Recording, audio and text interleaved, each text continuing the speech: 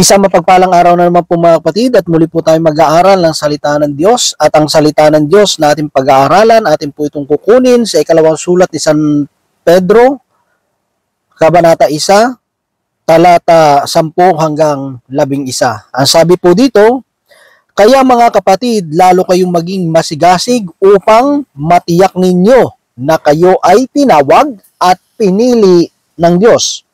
Kung gagawin ninyo ito, hindi kayo matitisod. Sa ganitong paraan, kayo'y malugod na papapasukin sa walang hanggang kaharian ng ating Panginoon at tagapagligtas na si Hesukristo. Mga kapatid, mga magulang, mga kaibigan, ito po ang salita ng Diyos. Ang papuri, ang pagsamba ay para lamang sa Kanya. Ayan, praise God. So medyo mahangin po ngayon kasi parang uulan. Ito pong binasa po natin na strike lang ako, no? Kasi maganda yung sabi dito na maging masigasig upang matiyak ninyo na kayo ay tinawag at pinili ng Diyos. Diba? Kasi nga, sa atin, no, paano mo malalaman na ikaw ay talagang tinawag ng Diyos at pinili ng Panginoon? Kasi marami kasing tao nagsasabi na siya ay tinawag para mangaral, mag-serve sa Panginoon. Pero ang katotohanan, kung titignan natin sa kanilang pamumuhay, hindi naman sila nagsiserve sa Panginoon, kundi minsan, ang pinagsiservisyon nila is yung sarili nila. Diba? No? Para sa benepisyo nila, para sa kapakanan nila. So magkaiba po yun mga kapatid. Diba? Makita natin dito na para masabi natin na talaga tayo ay pinili at tinawag ng Panginoon, may mga bagay na ipinapakita o sinasabi ang mga lingkod ng Panginoon, no, na mensahe na galing sa Panginoon, lalo na ito si San Pedro, di ba? Alam naman natin siya yung leader ng mga apostol, and the same time siya yung sa atin bilang mga Katoliko, siya yung unang Santo Papa natin, di ba? Kaya makita ninyo sabi, no, hindi lahat ng tumatawag sa akin Panginoon ay maliligtas. Kaya nga may nagsasabi ng ngaral, no, ng salita ng Diyos, nakasalo ang Panginoon. So, akala nila dahil sa pagkakala nila, sila ay naglilingkod sa Panginoon, di ba? Pero sabi doon, meron talagang tunay at hindi, di ba? Kaya nga sabi niya doon, para matiyak ninyo na kayo talagang tinawag ng Diyos at pinili ng Diyos, no? Baka mamaya tayo lang yung nagpili sa sarili natin, baka tayo lang yung nagtawag sa sarili natin, no? Hindi ang Diyos. Kaya napakaganda talaga nito. Ano ba yung sinasabi ng Panginoon para malaman natin na talaga tayo yung tinawag at pinili ng Panginoon? Doon po natin mababasa sa kasi medyo mahaba kasi siya kung babasahin natin yung buo, no? So, umpisa natin yun sa may verse 5 hanggang sa 9. Paano ba natin malalaman na talaga tayo yung tinawag at pinili ng Panginoon? Sabi dito, dahil dito, sikapin ninyong idagdag sa inyong pananampalataya ang kabutihan. So, ibig sabihin, hindi lang kasi pwede na puro lang tayo pananampalataya. Di ba? Kailangan yung pananampalataya natin, na-actionan natin, i-apply natin yung pananampalataya natin sa gawa. Di ba? Kaya nga mga kapatid, kahit si San Pablo nagsasabi, ay pakikita ko sa inyo sa pamamagitan ng aking gawa yung aking pananampalataya. Kasi maraming tao, puno na lang pananampalataya, wala namang gawa, which is hindi iyon mga kapatid ang itinuturo ng salita ng Diyos. Kaya nga sabi niya, idagdag ninyo sa inyong pananampalataya ang kabutihan. Diba?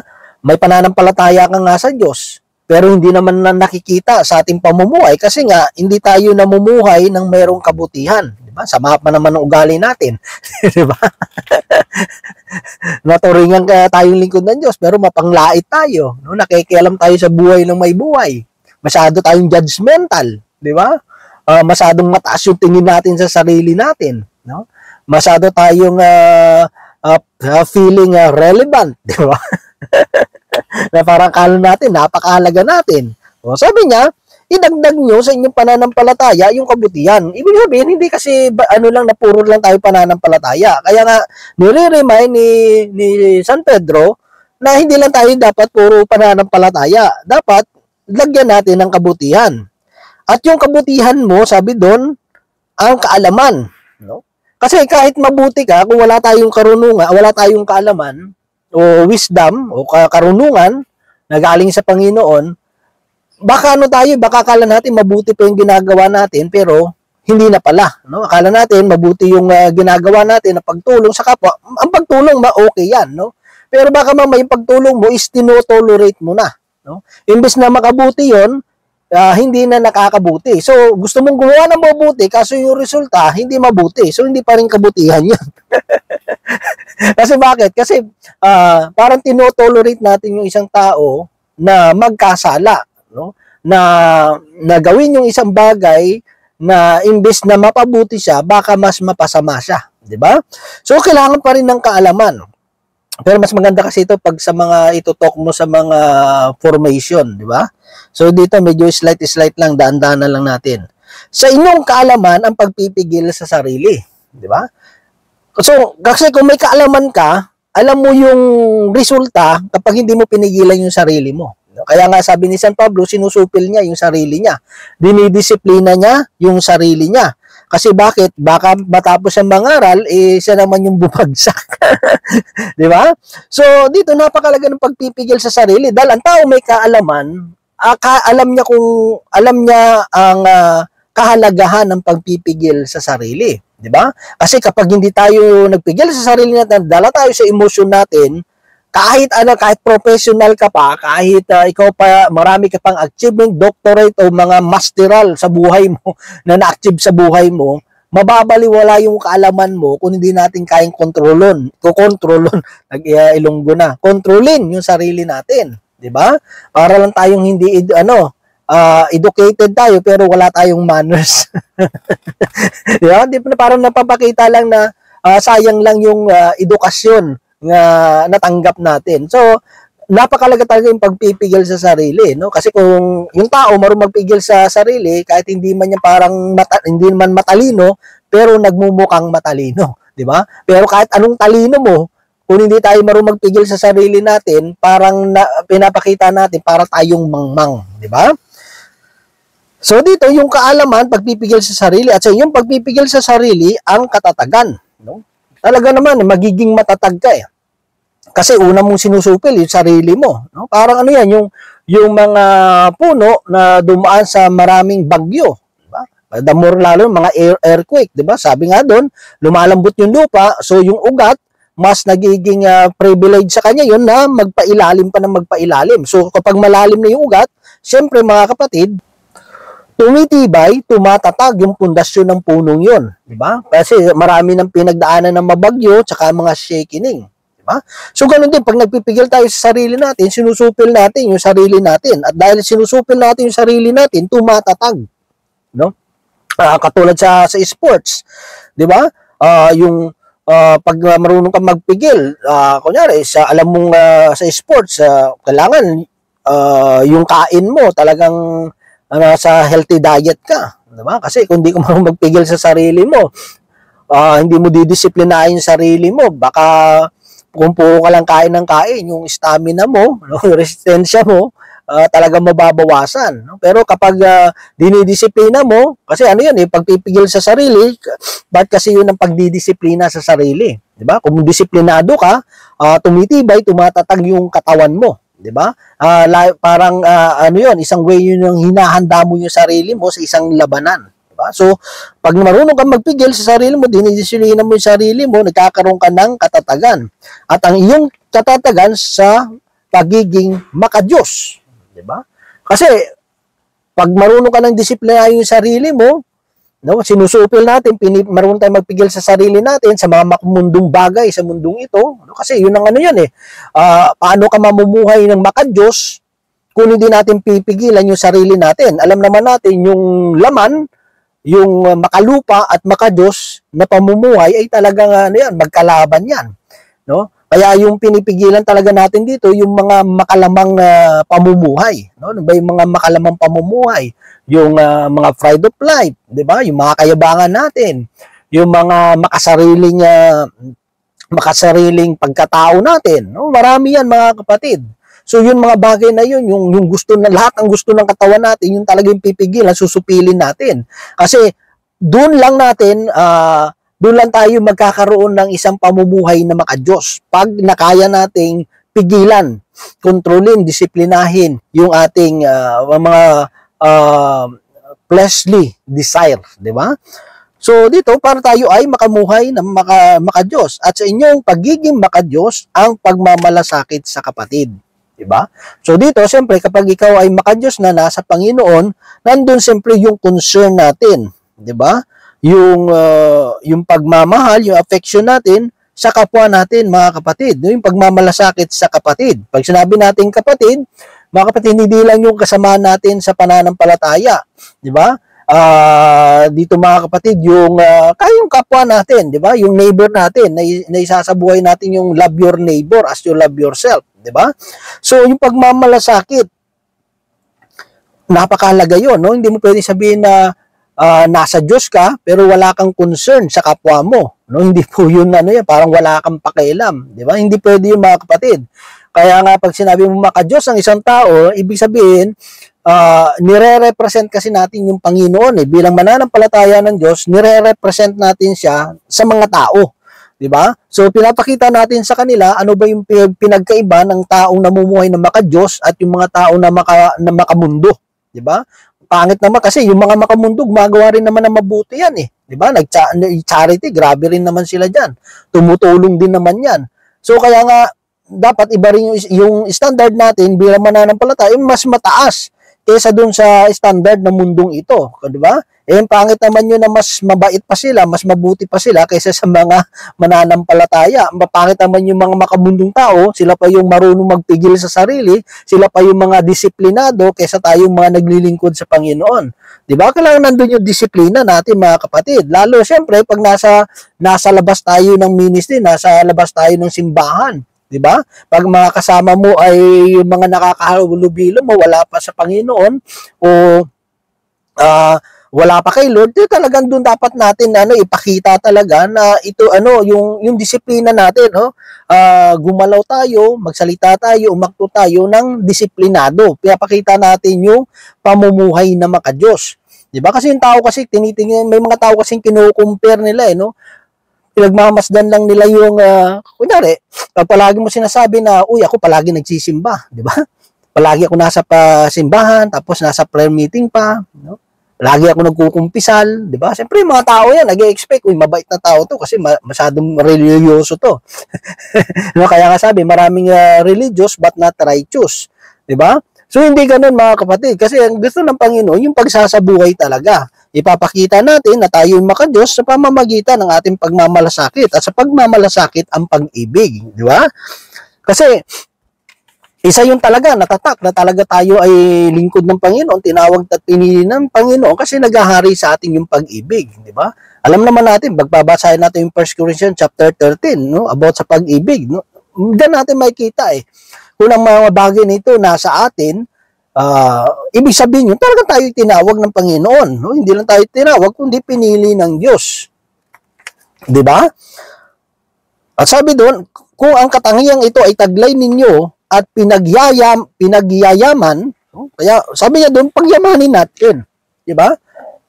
Kasi maraming tao kasi minsan, hiling ng hiling, Lord, give us the fruit of the Holy Spirit. Palaging dyan, palaging ipinapanalang yung pag-ibig, kabutihan, pagpipigil sa sarili, yung fruits of the Holy Spirit. Kung hindi naman natin yung isa sa buhay, wala rin yan Kahit anong pray natin, kung hindi naman tayo, sabi doon, kung hindi naman natin pagyayamanin yung katangiang yun, wala rin saysay At ang inyong pagkakilala sa Panginoon Jesucristo ay hindi mawawalan ng kabuluhan at kapakinabangan. Kaya nga napakahalaga yung mga katangian. Ano ba yun? Yung beatitude. Diba? Yung katangian ng ating Panginoon. Itong binasa natin mula verse 5. Diba? Nasabi doon, kung ang katangian ito ay taglay ninyo at pinagyayaman, kung yung mga bagay ito nakikita na sa atin, at hindi lang nakikita, kundi pinagyayaman natin, mga kapatid, nag-i-increase at sabi doon tayo ay magiging epektibo and productive. 'Di ba? Tayo ay sabi doon ang pagkilala sa Panginoon Jesucristo ay hindi mawawalan ng kabuluhan at kapakinabangan. Yung pagkakilala natin sa Panginoon hindi mawawalan ng kabuluhan at kapakinabangan, Kasi ayun sabi ko nga, yung pagkakilala natin sa Kanya, walang kabuluhan yan kung hindi natin sinasabuhay. Kung puro lang tayong pananampalataya at wala naman tayong aksyon at hindi natin sinasabuhay ang salita ng Diyos, wala po yung kabuluhan. And the same time, walang pakinabang. Di ba? Useless. Siyempre, ang isang bagay na useless, waste talaga, di ba? Walang kabuluhan. No? Walang value. Useless nga eh. Kung isang bagay na useless, walang value. Diba? So, ibig sabihin, maraming mga nagsasabi na sila ay naglilingkod sa Panginoon, no? Basta, kasi siyempre, kada nasa simbahan, nasa mga prayer meeting, di ba? Palagi mo nakikita doon. Kaya, pagramdam niya, naglilingkod na siya sa Diyos. Tinawag na siya ng Panginoon, no? Pero sabi, tutubang tinawag, ang Diyos tumawag sa iyo, di ba? Kasi kung hindi natin talaga isasabuhay ito mga kapatid, sabi doon, walang kabuluhan at walang kapakinabangan. No? Nang mangyayari sa atin, tayo ay lingkod na useless at walang value. Walang pakinabang. No? Ibig sabihin, pampasikip lang, di ba? Pampagulo lang. Maraming ganun talaga, di ba? Saan mang grupo, maraming mga ganun. Na imbes makatulong, pampagulo lang, di ba? Kasi puro na ng reklamo. Puro na lang yung mga nakikita. Imbis tumulong, no? Yung bunganga, no ba? Imbis gumawa, ngawa ng ngawa, no? Ngunit kung wala sa inyo ang mga ito, kayo ay parang bulag at hindi nakakakita at nakakalimot na nilinis na kayo sa inyong mga kasalanan, di ba? Kung hindi nyo ito nakikita, hindi natin ito ginagawa, sabi doon, para tayong mga bulag at hindi natin nakita at nakalimutan natin na tayo ay nilinis sa ating mga kasalanan. Diba? So, bilang tayo ay nilinis sa kasalanan, no, may mga kasalanan, yung mga maling pamumuhay na hindi gusto ng Diyos. Diba? So, dapat tinatalikdan natin yun. Hindi na natin ginagawa yun. Hindi mo na dapat natin pinapraktis yun. Diba? Kasi kung hindi ginagawa pa rin natin yun, ay parang nakalimutan natin yung ginawa ng Diyos, yung kabutihan ng Diyos na ginawa sa atin, di ba? At para tayong mga bulag at nakalimot doon sa ginawa ng Diyos sa atin nang tayo ay nilinis niya sa ating mga kasalanan. Kaya nga sabi doon sa may verse 11, sa gayong paraan, kayo'y malugod na papapasukin sa walang hanggang kariyan ng ating Panginoong Hesus na tagapagligtas na ang ating Panginoon sa Kristo. Kaya dito pala may kita mo mga kapatid, na hindi lang tayo puro pananampalataya. Kaya nga tayo bilang mga Katoliko, mga kapatid, naniniwala tayo na hindi lang sa pananampalataya, kundi sa pananampalataya dapat makita yan sa gawa. No? Kasi ang totoong niligtas ng Panginoon, mga kapatid, makikita mo na sa iniligtas sa pamamagitan ng kanyang mga gawa. Diba? Para ito yung magiging patunay, no? Na tayo niligtas ng Panginoon sa ating pananampalataya sa pamamagitan ng ating pagsasabuhay. Diba? Kasi yun ang talaga na tayo ay tunay na tinawag at pinili ng Diyos. At kung ating itong isasabuhay, tayo'y malugod na papapasukin sa walang hanggang kariyan ng ating Panginoon at tagapagligtas na si Jesucristo.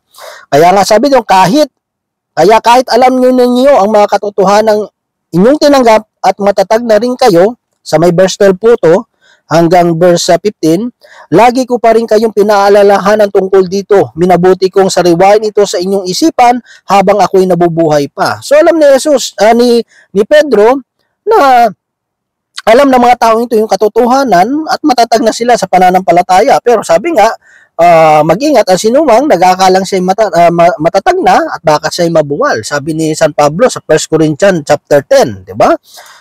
Pero nandito pa rin yung pagpapaalala, no? Bilang leader, mananampalatayang Kristiyano, ay sabi doon is paalala, no? Kasi minsan tayo ay nakakalimot, di ba?